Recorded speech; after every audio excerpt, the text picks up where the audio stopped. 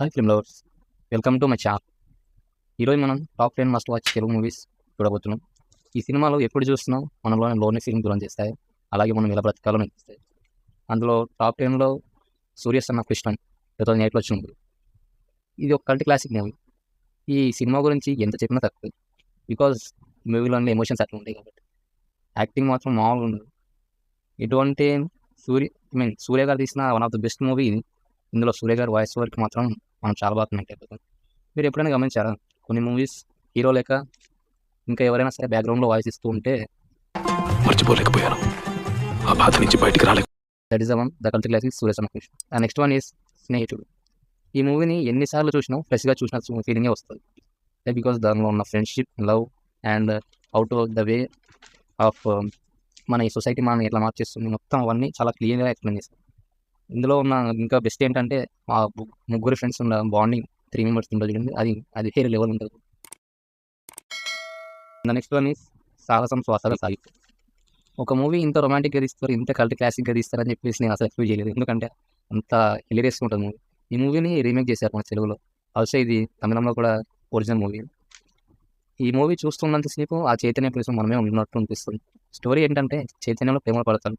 తన గర్ల్ ఫ్రెండ్కి తన లైఫ్ థ్రెట్ ప్రాబ్లమ్స్ ఉంటే వాటిని తను కూడా ఫేస్ చేసి ఆమెను తన నుంచి రక్షిస్తాడు. ఇదే దీనిలో ఉన్న మెయిన్ ప్లాట్. ఇంకా ఈ సాంగ్స్ అండ్ బీజిఎం అయితే నెక్స్ట్ లెవెల్ ఉంటాయి బ్రో. హీరో హీరోయిన్ మధ్య కెమిస్ట్రీ అండ్ మాటలు మాత్రం చాలా చాలా బాగుంటాయి.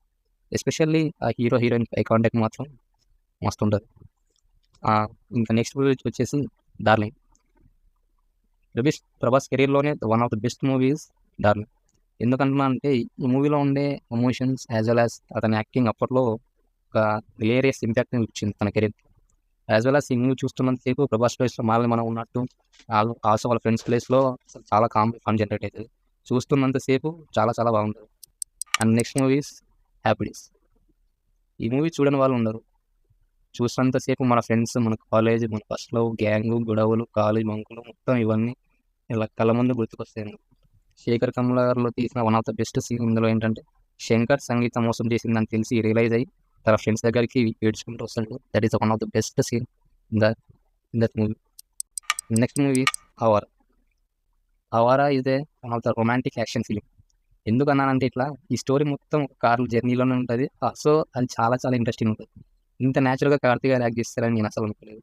Also the acting of Tamannaah is also very beautiful. Next one is నువ్వు నాకు నచ్చావు. ఈ సినిమా నేను ఎన్నిసార్లు చూస్తాను ఇప్పటిదాకా, దాదాపు ఒక 50 సార్లు చూస్తుంటాను. ఎందుకంటే ఈ సినిమాకి సాంగ్స్, ఆ కామెడీ, ఆ వెంకటేష్ గారి మ్యారిజం అన్నీ ఒక మిక్స్డ్ టైప్లో ఆ సినిమా తీయడం అంత మామూలు విషయం కాదు. అప్పట్లోనే one of the best movie also. And next one is Godavari. ఈ సినిమా పేరు చెప్పగానే ఇప్పటికీ చాలామందికి ఆ బీజిఎం, ఆ గోదావరిలోని పడవ కళ్ళ ముందు అలా కనపడుతుంది. ఈ సినిమా మొత్తం గోదావరిలోనే ఉంటుంది. భద్రాచలంకి వెళ్ళే పెళ్లి వాళ్ళ చుట్టూ సినిమా మొత్తం రన్. ఆ సాంగ్స్ ఫస్ట్ ఇంట్రోనే అసలు హైలైట్. అసలు ఆ సాంగ్ ఫస్ట్ సాంగ్ తోటే మొత్తం సినిమా మీద ఉన్న మొత్తం ఎక్స్పెక్టేషన్ మొత్తం రియాలిటీకి వచ్చినట్టు అనిపిస్తుంది. మనకు మామూలుగా కొంతమంది నేచర్ లవర్స్ ఉంటారు, అట్లా వెళ్ళి అలా నీళ్ళు, పడవలు, కొండలు అలా చూడాలి ఎప్పుడెప్పుడు అనుకుంటుంటారు. కానీ ఈ మూవీ చూశాక అసలు అటువంటి ఫీలింగ్ ఇంత బాగుంది. అసలు మన నెక్స్ట్ మూవీస్ పోయి సిద్ధార్థ్ కెరీర్లోనే ద బెస్ట్ ఎమోషనల్ ఫిలిం ఇది. ఈ మూవీ చూస్తూ ఉన్నంతసేపు చాలా చాలా బాగుంటుంది. ఫన్ మరియు అవ్వుకుంటూ ఉండడం, కానీ క్లైమాక్స్లో ఏడ్చిన వాళ్ళు ఉన్నారు. అంతలా కనెక్ట్ అవుతుంది ఈ మూవీ. స్టోరీ ఏంటంటే, ఒక రిచ్ అబ్బాయి అండ్ ఒక మిడిల్ క్లాస్ అమ్మాయి, పద్ధతిగా ఉండే అమ్మాయి అండ్ స్ట్రిక్ట్గా ఉంటుంది తను. వీళ్ళిద్దరి మధ్య జరిగే ఆ అమ్మాయిని పడేసి ఆమెను ఒక లవ్లోకి తీసుకోవడానికి కోసం ట్రై చేసే మూవీ ఇది. ఈ సినిమా చాలా చాలా రియలిస్టిక్గా ఉంటుంది అండ్ కామెడీ చాలా బాగుంటుంది. బీజన్కి మాత్రం చాలా బాగా కనెక్ట్ అవుతుంది. And the final last is first one హృదయం. వీడేంట్రా ఇంతసేపు అన్ని తెలుగు మూవీ చెప్పి లాస్ట్లో మలయాళం మూవీ చెప్పాడు అనుకుంటున్నారా? వెయిట్, క్లారిటీ ఇస్తాను. అవును, ఇది మలయాళం మూవీనే. బట్ ఈ సినిమా చూసాక మీకు తెలుగులో ఇలాంటి మూవీ ఇంతవరకు నేను చూడలేదే అనే ఫీలింగ్ వస్తుంది, పక్కా వస్తుంది. అంత బాగుంటుంది మూవీ. స్టోరీ ఏంటంటే, బీటెక్ చేసే నార్మల్ స్టూడెంట్ అరుణ్ తన ఇంజనీరింగ్ లైఫ్లో జరిగే ఎన్నో లవ్ అండ్ తన ఫ్రెండ్స్ బాండింగ్, వాళ్ళ మధ్య జరిగే గొడవలు, తను సప్లీలు పడి మళ్ళీ అయినా పాస్ అయ్యి వాళ్ళ ఫ్రెండ్స్తో బాండింగ్ ఉండడం, ఆ తర్వాత బీటెక్ తర్వాత లైఫ్ ఎట్లా ఉంటుంది, ఆఫ్టర్ టెక్ ఎట్లా ఉంటుంది, ఆ తర్వాత బీటెక్ తర్వాత కంప్లీట్గా జాబ్ వదిలేసి మళ్ళీ మ్యారేజ్ చేసుకుంటాడు.